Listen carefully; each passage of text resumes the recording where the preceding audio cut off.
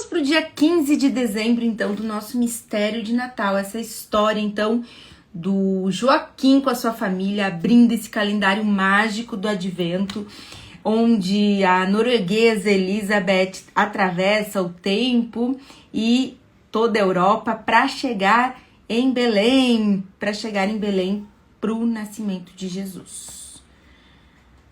Vamos lá? Preparados?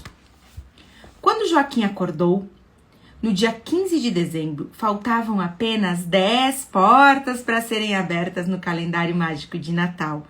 Nem teve tempo de sentar na cama e sua mãe e seu pai já estavam no quarto.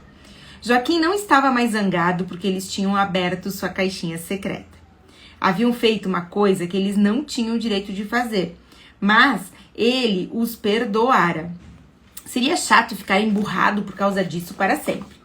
Além do mais, era muito mais divertido ler sobre Elizabeth e a peregrinação junto com sua mãe e seu pai. Era quase como ter um aniversário todos os dias, até a véspera de Natal. Vamos logo, disse o pai. Nem ele, nem a mãe disfarçavam para eles o calendário mágico. Nem ele, nem a mãe disfarçavam que, para eles, o calendário mágico era tão empolgante quanto para Joaquim. Joaquim sentou na cama e abriu a portinha número 15.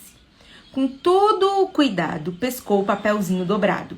A figura lá dentro mostrava ilhas e corais, com casas nessas ilhas. A paisagem estava banhada pela radiante luz do sol. Esse dia era a vez do pai ler. Agarrou o papelzinho e limpou a garganta 2 vezes antes de começar. E o personagem do dia é a 7ª ovelha. 6 ovelhas, 3 pastores, 2 reis magos, 2 anjos, um governador romano e uma menininha da Noruega chegaram até a laguna de Veneza, no mar Adriático. Fizeram uma parada numa pequena colina com vista para a laguna. E Efiriel começou a apontar para todas as ilhotas e recifes que pontilhavam a água. Em muitas dessas ilhas, os venezianos haviam construído casas e em algumas também igrejas. Várias ilhotas eram tão próximas que se construíram pontes entre elas. Havia barquinhos de pesca por toda a parte. Estamos no ano 797 d.C., anunciou Efiriel. Estamos vendo a jovem Veneza, que é o nome que logo será dado a esse conjunto de 118 ilhas. Os venezianos se estabeleceram aqui para se proteger dos piratas do mar e dos bárbaros que devastavam esta área. Exatamente 100 anos atrás, eles todos se uniam e obedeciam a um líder, que era chamado de Doge. Não estou vendo nenhuma gôndola, reclamou Elizabeth. Também achei que haveria muitas pontes. Efiriel riu. Mas você não está na Veneza do século XX. Eu já disse que estamos no ano de 797. E faz apenas 2 séculos que há pessoas morando aqui. Mas logo Veneza vai se tornar tão densamente povoada que as ilhas quase não estarão mais separadas umas das outras. Enquanto contemplavam todas aquelas ilhas e ilhotas, um barquinho a remo se aproximou, deslizando devagar. Numa extremidade, ele estava repleto de sacos de sal. Na outra ponta, havia algumas ovelhas, balindo para o sol, que estava prestes a romper atrás da névoa da manhã. O homem que remava o barquinho ficou tão assustado ao ver a procissão de peregrinos que cobriu os olhos com o braço, deu um passo para trás, perdeu o equilíbrio e caiu de cabeça na água. Elizabeth ouviu voltar à superfície após alguns segundos e depois afundar de novo. Ele está se afogando, exclamou ela. Precisamos salvá-lo. O anjo Efiriel já estava a caminho. Pairou graciosamente sobre as águas cintilantes, segurou o homem quando ele voltou de novo à superfície, levantou-o e o levou para a terra firme. O homem estava encharcado escorrendo água. Efiriel puxou seu barquinho. O homem, que quase se afogara de medo, começou a tossir, deitado no chão. Lutando para respirar, disse: "Grazie, grazie." Elizabeth tentou explicar que estavam a caminho de Belém para saudar o menino Jesus e que ele não precisava ter medo. Mas Impuriel já começava a esvoaçar em torno dele. "Não tema", disse ele numa voz suave como a seda. "Não tenha nenhum receio. Mas você não deveria remar no mar sozinho se não sabe nadar. Ou você pensa que o tempo todo há um anjo por perto? Pois saiba que é muito raro a gente andar passeando por aí." Parece que o conselho de Impuriel não serviu de consolo para o homem, mas o querubim sentou ao lado dele, deu-lhe umas palmadinhas no rosto e continuou repetindo: "Não tema." Isso fez efeito, pois o homem levantou e foi andando com dificuldade de volta para o seu barco. Tirou de dentro dele um cordeirinho e voltou caminhando com ele no colo. Ao chegar, disse: "Agnus Dei." Isso significa Cordeiro de Deus, e o cordeirinho se uniu ao restante do rebanho sem protestar. Josué bateu no chão com seu cajado e disse: "Para Belém, para Belém." Partiram de novo.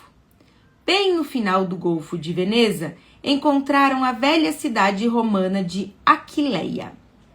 Enquanto corriam, Efiriel apontou para um mosteiro. Estamos no ano de 718 depois de Cristo, mas aqui já existem comunidades cristãs desde tempos muito antigos. A procissão de peregrinos passou rápido pela cidade de Trieste. Daí prosseguiram para o sul, atravessando os campos da Croácia. Finalizado o bilhetinho, vamos para a família de Joaquim? O pai colocou o papelzinho na cama e abriu um dos atlas gigante que tinha posto na mesa de Joaquim. "Aqui está Veneza", disse ele, "e aqui está Trieste, fica na fronteira com a Iugoslávia. Não estou encontrando Aquileia." "Mas talvez ela não exista mais", disse a mãe. "Você tem que olhar no atlas histórico." O pai abriu o outro atlas grande. Havia muitos mapas de todos os países da Europa, mas os nomes dos países e cidades eram diferentes de um mapa para outro. "Procure um mapa desta área no século XIII", disse a mãe. O pai virava as páginas do atlas. "Aqui está, Aquileia." Essa velha cidade ficava a meio caminho entre Veneza e Trieste. "É fantástico." "O quê?" perguntou Joaquim. O velho João também deve ter usado mapas antigos como estes, pois o mundo está sempre mudando. A história é como uma grande pilha de panquecas, e cada panqueca é outro mapa do mundo. "Panquecas?" disse Joaquim. "Sim", disse o pai. "Não basta perguntar onde está acontecendo. Também não basta perguntar quando algo está acontecendo. A gente tem que perguntar as duas coisas: quando e onde." Colocou as mãos sobre as mãos de Joaquim. Imagine que você tenha 20 panquecas empilhadas. Se existir uma sujeirinha preta numa dessas panquecas e você tiver que encontrar essa sujeirinha, você terá que descobrir em qual das 20 panquecas este pontinho negro está e exatamente onde está. Você precisa procurar na pilha inteira. Joaquim concordou e o pai prosseguiu. Essa longa viagem até Belém passa através de todas as 20 panquecas. Sim, pois Elizabeth não está apenas viajando em torno da panqueca de cima. Ela está passando através de toda essa montanha de panquecas. Agora Joaquim compreendeu o que o pai queria dizer. Eles estão viajando através de 20 séculos, completou o pai. Neste atlas existem mapas que mostram exatamente como o mundo era em cada um dos 20 séculos. Eu acho que o velho João andava lendo um livro de panquecas como este. Quando ele disse livro de panquecas, ele e Joaquim não puderam deixar de rir. A grande pergunta, disse a mãe, é se realmente existiu um homem que foi salvo por um anjo em Veneza no ano de 797. Você acha que poderíamos descobrir isso? Ora, disse o pai, você não está pensando que essa história é verdadeira, está? Não, acho que não, disse a mãe hesitante. Mas, se isso realmente aconteceu, o homem deve ter comentado, por exemplo, com um padre. E assim esse episódio estaria escrito em algum lugar. Talvez devêssemos procurar na biblioteca. O pai não quis saber dessa conversa. Falou, vamos para a cidade comer uma pizza e depois visitar o mercado. Você se lembra como é esse homem, Joaquim? Claro, disse Joaquim, sou capaz de reconhecê-lo assim que o vir. Ele falava com um pouco de sotaque, não deve ser norueguês. Naquele dia, a mãe foi buscar Joaquim na escola. Foram de ônibus para a cidade e encontraram o pai. Da pizzaria, tinham vista para o mercado diante da catedral. Enquanto comiam, o pai ficava perguntando, está vendo alguém, Joaquim?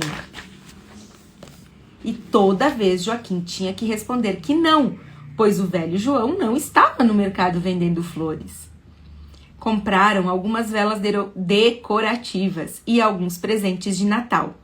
Depois entraram na livraria, onde Joaquim tinha encontrado o calendário mágico.